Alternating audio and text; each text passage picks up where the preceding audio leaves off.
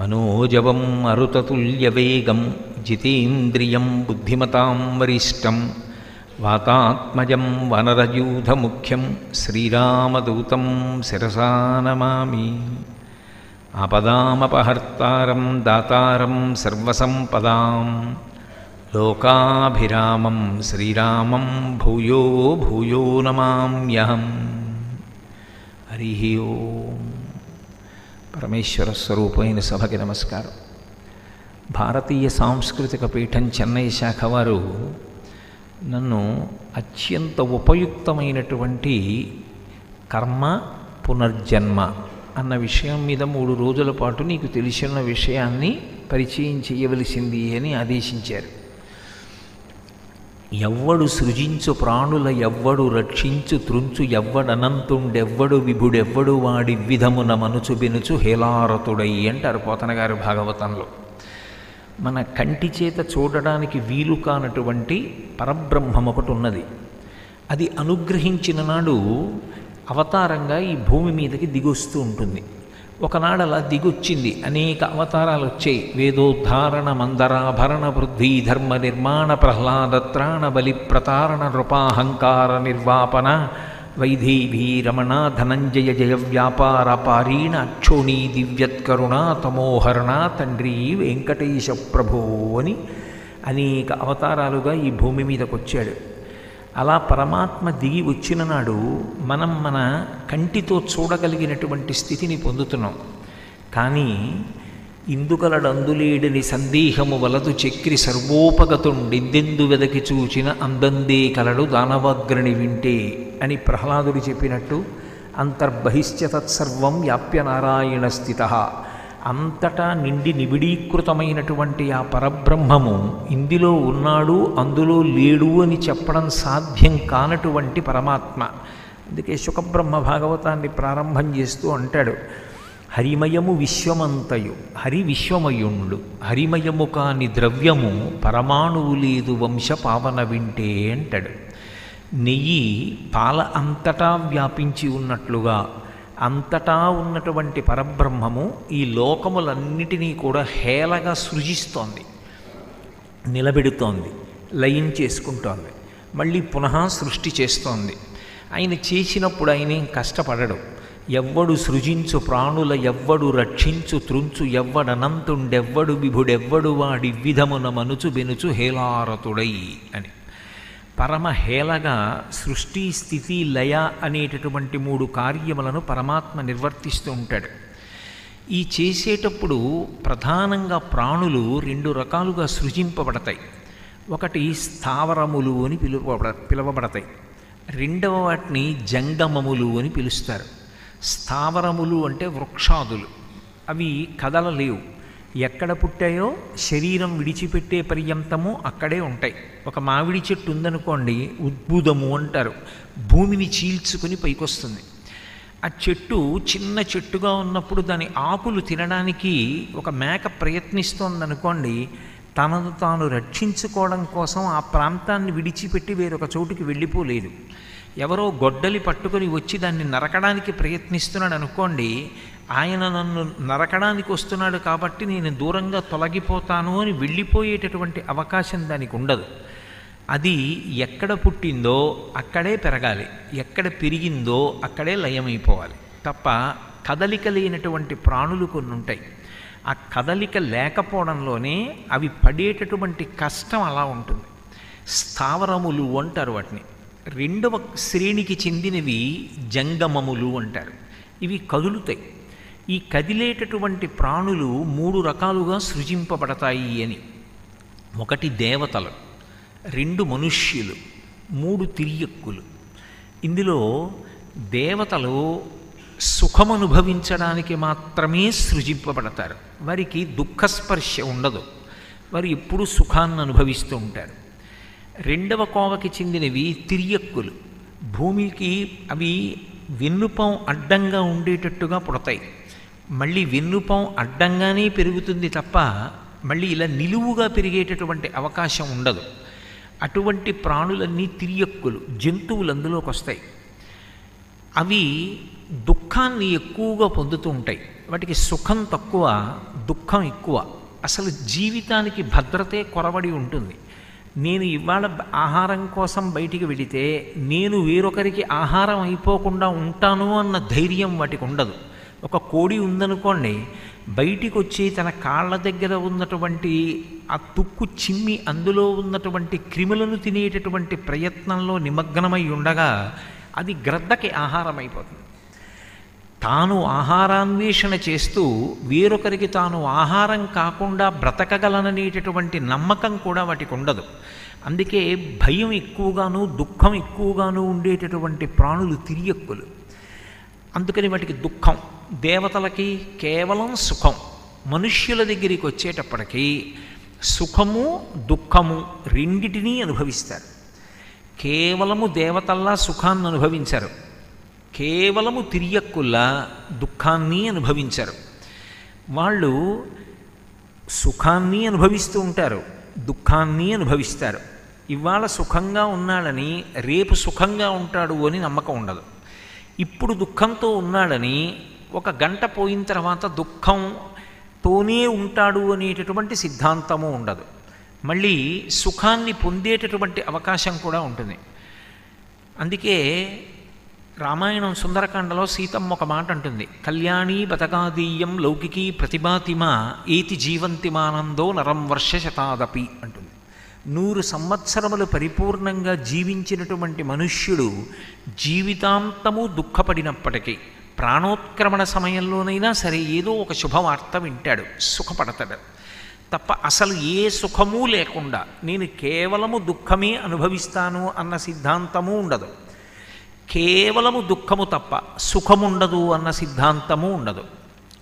మనుష్యుడు రెండిటినీ అనుభవిస్తూ ఉంటాడు. ఈ మాటలు నేను అన్నప్పుడు మీరు ఒక్క విషయాన్ని కొంచెం జాగ్రత్తగా గమనించాలి. పరమేశ్వరుడు ఈ సృష్టిని అంతటినీ చేశాడు అని నేను మీతో మనవి చేశాను. ఇందులో స్థావరములు ఉంటాయి, అవి కదలలేవు అని చెప్పాను. జంగమములు 3 రకాలుగా ఉంటాయి. అందులో కేవలము సుఖాన్ని అనుభవిస్తారు దేవతలు, దుఃఖాన్ని ఎక్కువగా అనుభవిస్తాయి జంతువులు, సుఖదుఖములు రెండింటినీ అనుభవిస్తారు మనుష్యులు. ఇప్పుడు నాకు ఒకటి చెప్పండి, ఈశ్వరుడు నన్ను ఒక మనుష్యుడిగా పుట్టించాడు.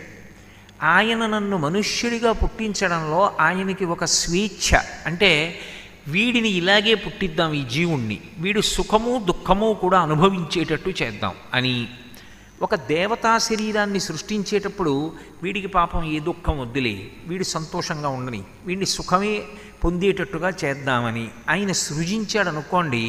అప్పుడు ఈశ్వరుడు యందు పక్షపాత బుద్ధి ఉన్నది అన్నదానికి అది నిదర్శనమవుతుంది కదూ. నన్ను ఇలా మనుష్యుడిగా సృష్టించి ఒక కుక్కని కుక్కగా సృజించి దేవతని దేవతగా సృజించి ఇలా ఎందుకు సృజించావు అని అడిగారు అనుకోండి, నా ఇష్టం అన్నాడు అనుకోండి ఈశ్వరుడు, నా ఇష్టం, నేను అలా సృజించాను, దాన్ని ఎక్కువ దుఃఖ పెట్టాలనుకున్నాను, కుక్క జన్మని ఇచ్చాను. నీకు సుఖం దుఃఖం కూడా ఇవ్వాలనుకున్నాను కాబట్టి నీకు మనుష్య జన్మనిచ్చాను. ఆయన్ని కేవలం సుఖపెట్టాలనుకున్నాను, దేవతా జన్మనిచ్చాను, అడగడానికి నువ్వెవరు అన్నాడు అనుకోండి. అప్పుడు 2 లక్షణములు గోచరిస్తాయి. ఒకటి ఆయన నియంత. ఎందుకని అంటే ఎదుటివాడి ప్రశ్నకి సరి అయిన సమాధానాన్ని ఇవ్వడానికి ఆయన ఇష్టపడడం. 2 ఆయన యందు పక్షపాత బుద్ధి ఉంది. అందుకని కొందరిని దుఃఖపెడుతూ ఉంటాడు, కొందరిని సుఖపెడుతూ ఉంటాడు, కొందరిని సుఖదుఖములు రెండూ ఇచ్చి చూస్తూ ఉంటాడు అని అన్వయం చేయవలసి ఉంటుంది. కానీ ఈశ్వరుని యందు పక్షపాత బుద్ధి ఉండేటటువంటి అవకాశాన్ని ముందు పక్కన పెట్టి మాట్లాడాలి. ఇప్పుడు అసలు ఆయనకి అటువంటి వాటితో సంగం ఉండదు. మరి సంగం లేనప్పుడు నేను మనుష్యుడిగా, వేరొక ప్రాణి కుక్కగా, వేరొకరు దేవతగా ఏ కారణానికి అవ్వవలసి ఉంటుంది అంటే ఎవరు చేసుకున్నటువంటి కర్మ చేత వారు ఆ శరీరాలని పొందుతారు. ఇప్పుడు కర్మ అనేటటువంటిది ఎంత శక్తివంతమైనటువంటి సాధనమైంది. భాగవతం 10వ స్కంధంలో కంసుడు దేవకీదేవిని వసుదేవుణ్ణి ఇద్దరిని రథం ఎక్కించి తీసుకెడుతున్నాడు. తీసుకువెడుతుండగా అకస్మాత్తుగా అశరీరవాణి పలికింది, తుష్టయగు భగినిమెచ్చగ ఇష్టుడవై రథము నడిపె దరుగవు మీదన్ శిష్టయగు ఈతలోదరి అష్టమ గర్భంబు నిన్ను హరించుజుమీ అంది. ఎంతో సంతోషంగా చెల్లెలు బావగారు అని రథం ఎక్కించి తీసుకెడుతున్నావు. కానీ ఈమె యొక్క అష్టమ గర్భమునందు జన్మించేటటువంటి సంతానము నిన్ను సంహరిస్తుంది అంది. అనగానే ఇప్పటి వరకు నా చెల్లెలు బావగారు అని ఎంతో ప్రేమతో రథాన్ని నడుపుతున్నటువంటి కంసుడు రథం దిగి, నా మృత్యువుకు కారణమైనటువంటి అష్టమ గర్భంలో సంతానాన్ని కనేటటువంటి వ్యక్తి ఈమె కనుక మూలాన్ని ఛేదిస్తాను, ఈమెని సంహరిస్తాను. ఈమెని సంహరిస్తే అసలు ఇంకా అష్టమ గర్భంలో బిడ్డ పుట్టరు, పుట్టకపోతే నాకు మృత్యు ఉండదు, అందుకని ఈమెని చంపేస్తానన్నాడు. అప్పుడు వసుదేవుడు అనేక విషయాలు మాట్లాడాడు. మాట్లాడుతూ ఒక విషయాన్ని మనవి చేస్తాడు. అది పురాణము కదూ. పురాణము వేదములో ప్రతిపాదింపబడినటువంటి విషయాన్నే మళ్ళీ ప్రతిపాదన చేస్తుంది. ఆయన వసుదేవుడు అంటాడు, కర్మములే మేలునిచ్చును, కర్మంబులే కీడునిచ్చు, కర్మంబులే సమస్త సుఖదుఖములకు కారణములు బ్రహ్మముకునైనన్, కర్మకుడవై యుండియు ఇతరులను తడవంగనేలా. నువ్వు చేసుకున్నటువంటి మంచి పనులు ఏ ఉంటాయో ఆ మంచి పనుల వలన సుఖాల్ని పొందుతావు. నువ్వు చేసిన చెడ్డ పనులు ఏ ఉంటాయో వాటి వలన దుఃఖములను పొందుతావు. నువ్వు చేసిన కర్మ ఏదో ఉంది గత జన్మలో, అది నీకు మృత్యువుగా వస్తోంది. ఇప్పుడు నువ్వు ఈమెని చంపుదానని ఆలోచన చేసినంత మాత్రం చేత నీ మృత్యువు రాకుండా పోతుందా? ఇంకా కొన్ని చెడ్డ పనులు చేస్తున్నావు. ఇప్పుడు చెల్లెల్ని చంపుతున్నావు, కొత్తగా పెళ్ళయిన దాన్ని చంపుతున్నావు. కాబట్టి ఎవరు చేసిన కర్మ వారికి ఫలితంగా వస్తుంది అని తెలిసినప్పుడు మళ్ళీ కొత్తగా కర్మ చేసే ప్రయత్నం ఎందుకు చేస్తావు? కొత్తగా ఎందుకు తప్పు చేస్తావు? చెయ్యకు అంటాడు. చేసిన కర్మ పునర్జన్మకి కారణమవుతుంది. ఇది సనాతన ధర్మంలో ప్రాణప్రదమైనటువంటి సిద్ధాంతం. నాకు జన్మనివ్వడానికి, అంటే నాకు పునర్జన్మనివ్వడానికి ఎవరు హేతువు అని అడిగారు అనుకోండి, భగవంతుడు హేతువు అని నిర్ధారించకూడదు. నేను ఏవి చేశానో ఆ చేసినటువంటి కర్మలే నేను ఉత్తరోత్తర ఎటువంటి జన్మని పొందాలి అన్నదానికి హేతువులవుతాయి. మొదటి విషయం. 2, నేను రాబోయే జన్మలలో ఎంత సుఖాన్ని పొందాలి, ఎంత దుఃఖాన్ని పొందాలి అన్నదానికి కూడా నేను చేస్తున్నటువంటి కర్మలే కారణమవుతాయి. ఇందులో మీరు విభాగం చేసినప్పుడు ఒక చిత్రాన్ని గమనించవలసి ఉంటుంది. ఈశ్వరుడు జంగమములను సృజించినప్పుడు, సరే స్థావర ప్రాణిని అలా ఉంచండి, దానికి కదలికే లేదు. ఈ జంగమములను అంటే కదిలే ప్రాణులను సృజించినప్పుడు ఒక చిత్రాన్ని అందులో సృష్టించాడు. ఒకటి తిరియక్కు. తిరియక్ అంటే పశువు. పశువుకి అసలు కర్మాధికారం లేదు. నేను ఇదిగో ఈ పని చేస్తాను అనడానికి, దానికి అలా సంకల్పం చేయడానికి కానీ, ఒక కర్మ చెయ్యడానికి కానీ దానికి అధికారం లేదు. నేను వెళ్ళి ప్రవచనం వింటానండి, దానికి అవకాశం లేదు. నేను అర్థం చేసుకుంటాను, అవకాశం లేదు. యజ్ఞయాగాది క్రతువులు చేస్తాను, దానికి అవకాశం లేదు. నేనేదో పుణ్యం సంపాదించుకుంటాను, దానికి అవకాశం లేదు. ఏదో కాకతాళీయంగా అనుకోకుండా దాని వలన ఏదైనా పుణ్యం జరగాలి తప్ప కర్మాధికారం మాత్రం దానికి లేదు. కాబట్టి అది కర్మ చేసి వృద్ధిలోకి వస్తుంది అని చెప్పడానికి ఇక సిద్ధాంతం లేదు. మరి అది ఏమనుభవిస్తుంది అంటే, గత జన్మలలో చేసుకున్నటువంటి కర్మల యొక్క ఫలితం ఏదనుభవించాలో అదొక్కటే అనుభవిస్తుంది అంతే. ఇగో ఇంత దుఃఖం పొందాలి అనుభవించేస్తుంది, ఇంత సుఖం పొందాలి అనుభవించేస్తుంది. దేవతలు వాళ్ళు దుఃఖం అనుభవించడానికి లేదు, వాళ్ళు సుఖం ఒక్కటే అనుభవిస్తారు. అందుకే వాళ్ళకి త్రిదశులు అని పేరు. త్రిదశులు అంటే పుట్టినప్పుడు 30 ఏళ్లలోపు ఉంటారు, పెరుగుతున్నప్పుడు 30 ఏళ్లలోపు ఉంటారు, శరీరాన్ని విడిచిపెట్టినప్పుడు 30 ఏళ్లలోపు ఉంటారు. తప్ప వాళ్ళ వయస్సు దాటరు, నిత్య యవ్వనులై ఉంటారు. కాబట్టి వాళ్ళు కొత్తగా కర్మ చేసేటటువంటి అధికారం వాళ్ళకి లేదు. ఒక యజ్ఞం చేశామనుకోండి, ఫలానా దేవత యొక్క అనుగ్రహం కావాలి అని కోరుకుంటాం. ఏదో ఇంద్రుణ్ణి ఉద్దేశించి ఒక యజ్ఞం చేస్తే ఇంద్రుడి యొక్క అనుగ్రహం చేత వర్షం పడాలి అని కోరుకుంటాం. ఇంద్రుడు ఎవరికి యజ్ఞం చేస్తాడు? అందుకని దేవతలు యజ్ఞం చెయ్యరు. దేవతలు ఇంకా పుణ్యకర్మలు చేసే అవకాశం లేదు. కానీ వాళ్ళు దేవలోకవాసం చేసి దేవతా పదవులలో కూర్చుని సుఖాలను అనుభవించినటువంటి కారణం చేత వాళ్ళు గతంలో చేసుకున్నటువంటి పుణ్యం ఏదుందో అది క్షయమైపోతూ ఉంటుంది.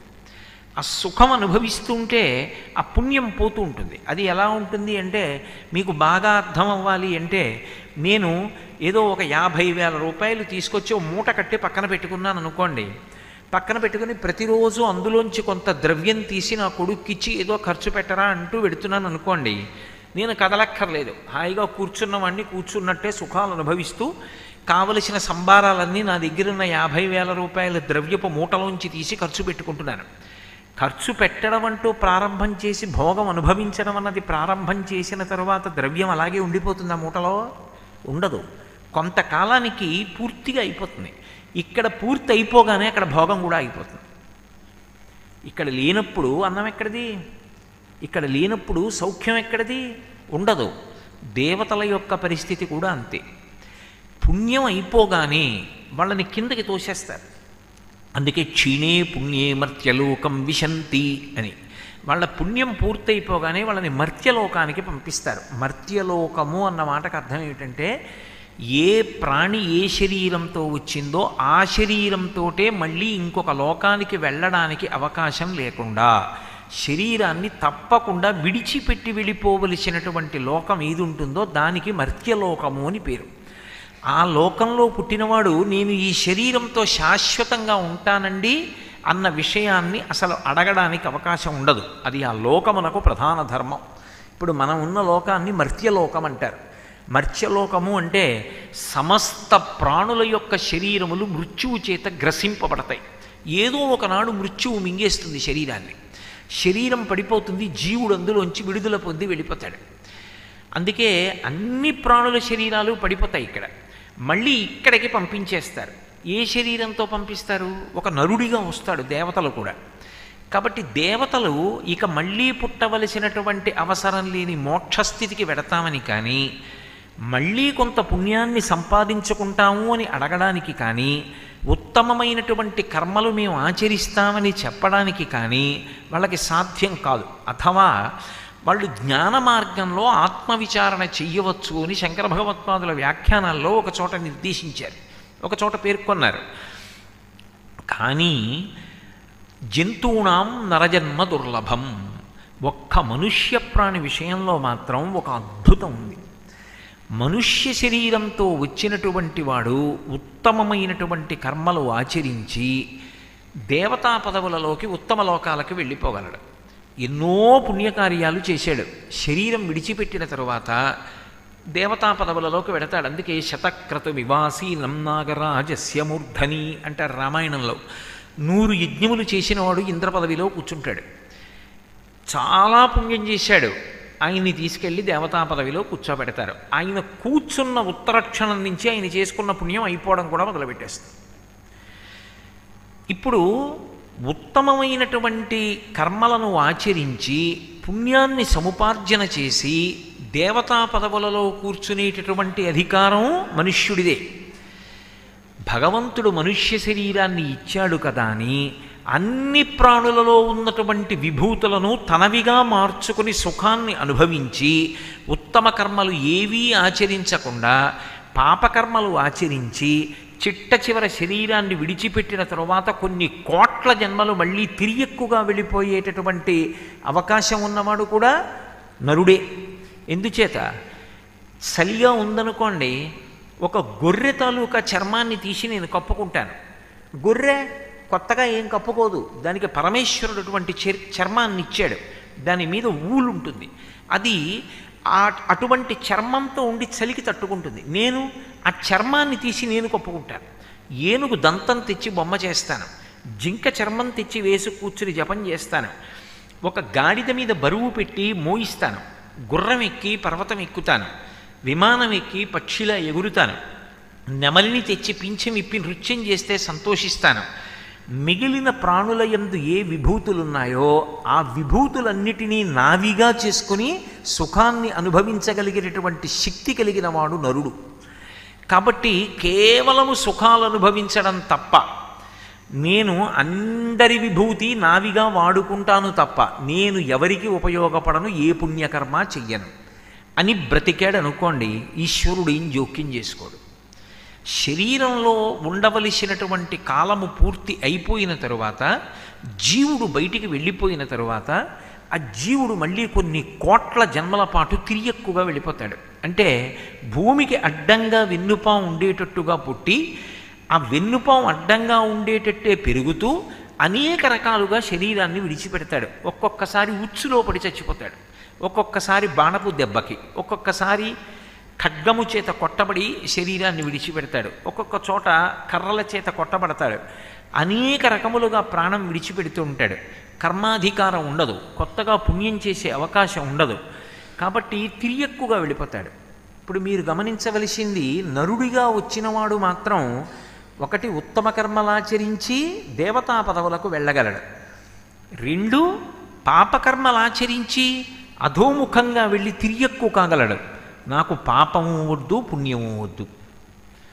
ఉత్తమమైనటువంటి కర్మలను కేవలం పరమేశ్వరుని యొక్క అనుగ్రహంగా ఆచరించి ఏ విధమైనటువంటి కోరిక లేకుండా నిష్కామంగా ఆచరించినటువంటి భగవత్ప్రీతికరమైనటువంటి శాస్త్రము చేత ప్రోక్తమైన కర్మలను ఆచరించడం వల్ల ప్రీతి పొందినటువంటి భగవంతుని యొక్క అనుగ్రహం వలన పొందినటువంటి చిత్తశుద్ధి వలన పాత్రతను పొంది ఆ పాత్రత కారణంగా పరమేశ్వరుడు అనుగ్రహించినటువంటి జ్ఞానము వలన ఇక మళ్ళీ పుట్టవలసిన అవసరం లేని పునరావృత్తి రహిత శాశ్వత శివసాయుధ్య స్థితిని పొందగలడు.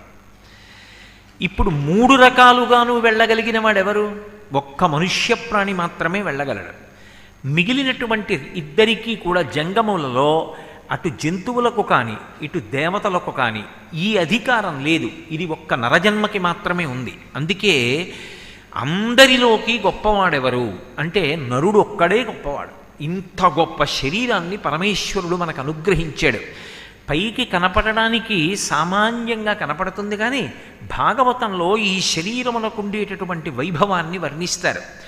పరమాత్మ అనబడేటటువంటి ఒక్క పరబ్రహ్మాన్ని చేరుకోవడానికి, సుఖదుఖములనేటటువంటి రెండు ఫలములు అనుభవించడానికి, సత్వరజస్తమో గుణములనేటటువంటి మూడు గుణములలో తిరుగుతూ ఉండడానికి, ధర్మ అర్థ కామ మోక్షములనేటటువంటి నాలుగు విధములైనటువంటి పురుషార్థములను సమన్వయం చేసుకోవడానికి, శబ్ద స్పర్శ రస రూప గంధములనేటటువంటి 5 తన్మాత్రలతో సుఖదుఖములను అనుభవించడానికి, పంచ జ్ఞానేంద్రియములు కన్ను ముక్కు చెవి నాలుక చర్మము 5 జ్ఞానేంద్రియములు మనస్సు అనేటటువంటి 6 సంఘాతమై చర్మము రక్తము మాంసము కొవ్వు అస్థి శుక్ల మేధ అనబడేటటువంటి 7 పొరల చేత కప్పబడి 2 కాళ్ళు 2 చేతులు 4 5 తల 6 హృదయము 7 ఉదరము 8 కాళ్ళు అనబడే నడుము అనబడేటటువంటి 8 అవయవముల యొక్క సంఘాతంగా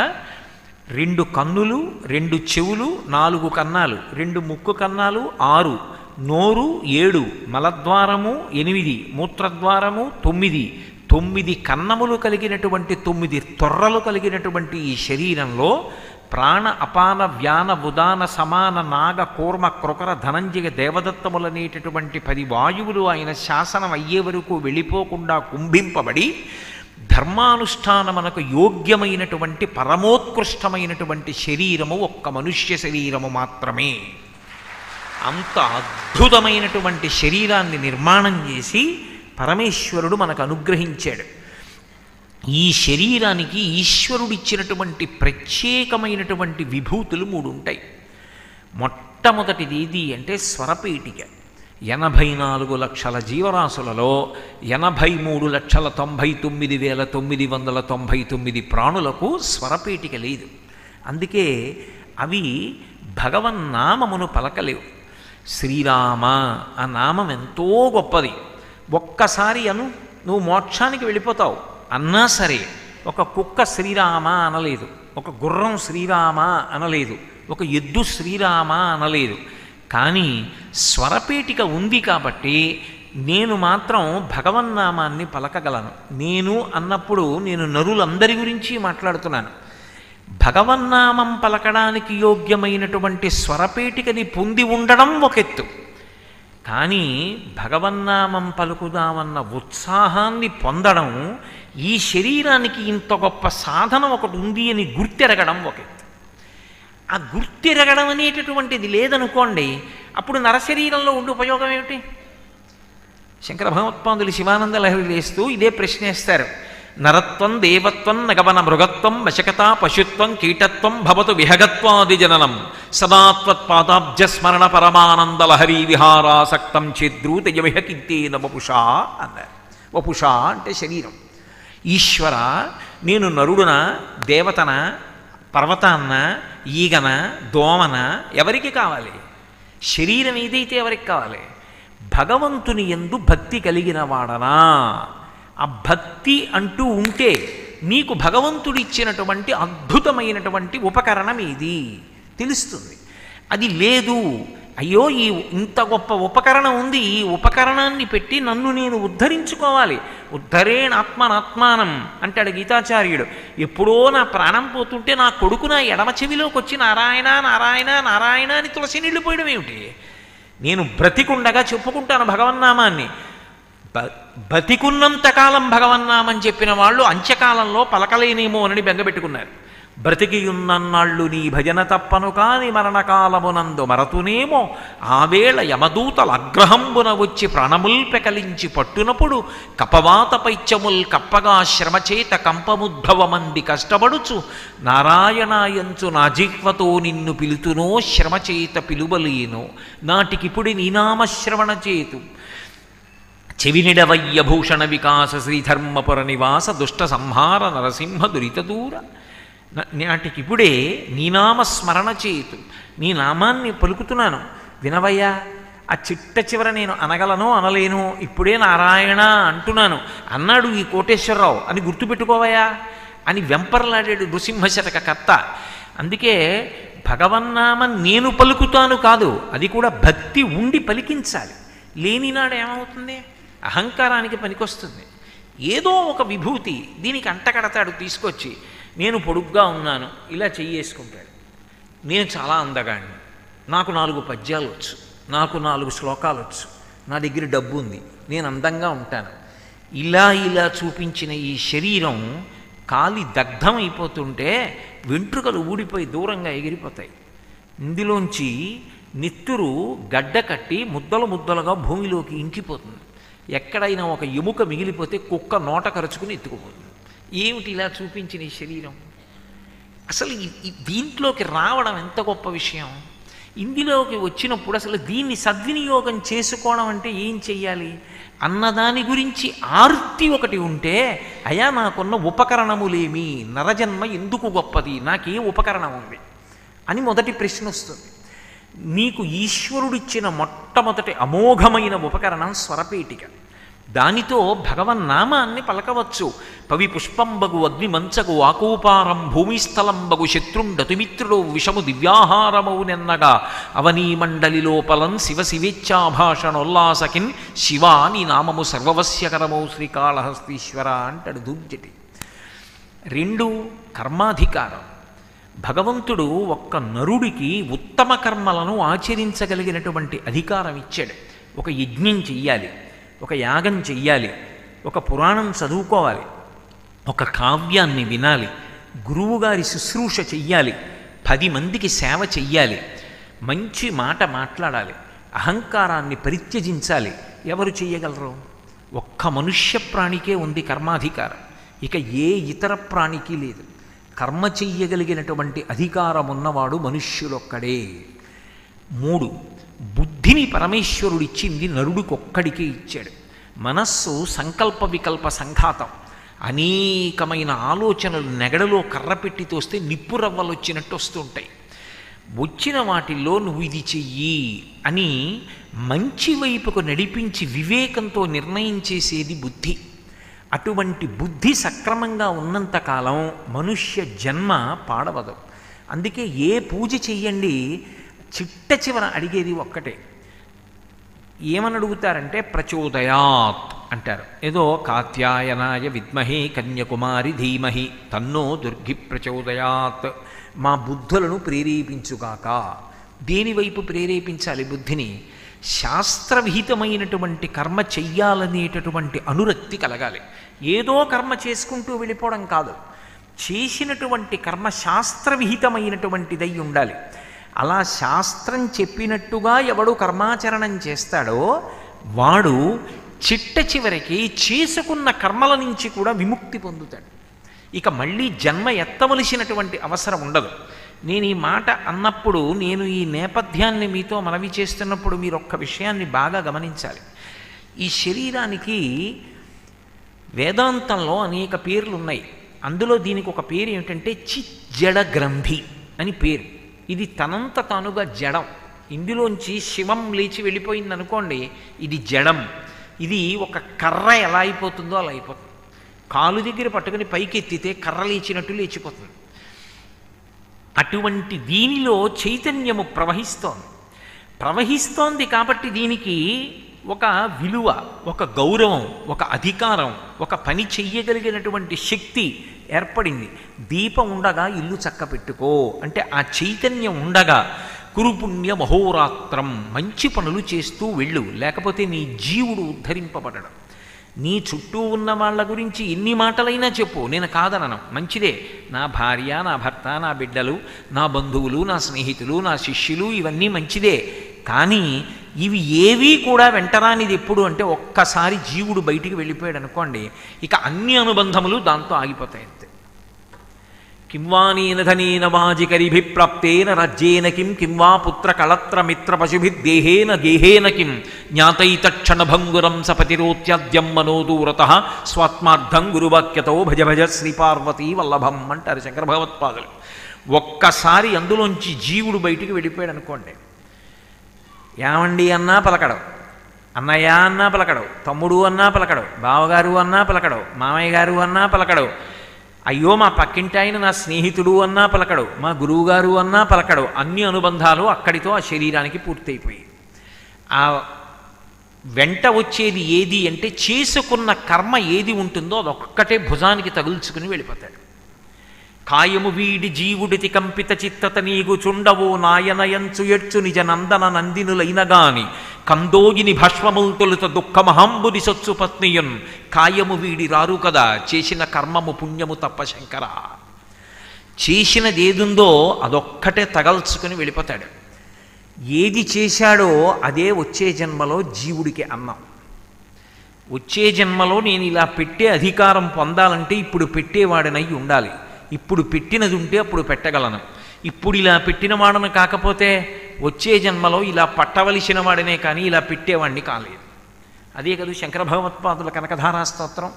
ఏమో ఏ మహానుభావుడు ఒక్కొక్కనాడు అతిథిగా వస్తాడో, ఏ కోరిక లేనటువంటి మహాత్ముడు ఒక రోజున అనుకోకుండా ఇంటికి అతిథిగా వస్తాడు. ఊరకరారు మహాత్ములు వా రథముల ఇండ్ల కడకు వచ్చుటెలెల్లన్ కారణము మంగళములకు మీరొచ్చుట శుభము మాకు నిజము మహాత్మా అంటాడు దశమస్కంధంలో. పాత్రత. అటువంటి మహాపురుషుడు ఇంటికి రావడం అంటే పరమేశ్వరానుగ్రహం కలిగితే వస్తాడు. ఆయన వచ్చి అరుగు మీద కాసేపు కూర్చుని వెళ్ళిపోయాడు అనుకోండి, సేద తీరి. పాత్రత. అటువంటి వాడు, ఆయన్ని నమ్ముకున్నవాడు వచ్చి వెళ్ళిపోయాడు, ఈశ్వరుడు పరమ సంతోషాన్ని పొందుతాడు. ఇప్పుడు మనుష్య శరీరానికి ఉండేటటువంటి గొప్పతనం ఎక్కడుంది అంటే ఇది చిజ్జడ గ్రంథి అయినటువంటి కారణం చేత దీనికి ఈశ్వరుడు సృజించినప్పుడు ఎందుకు సృజిస్తాడు అంటే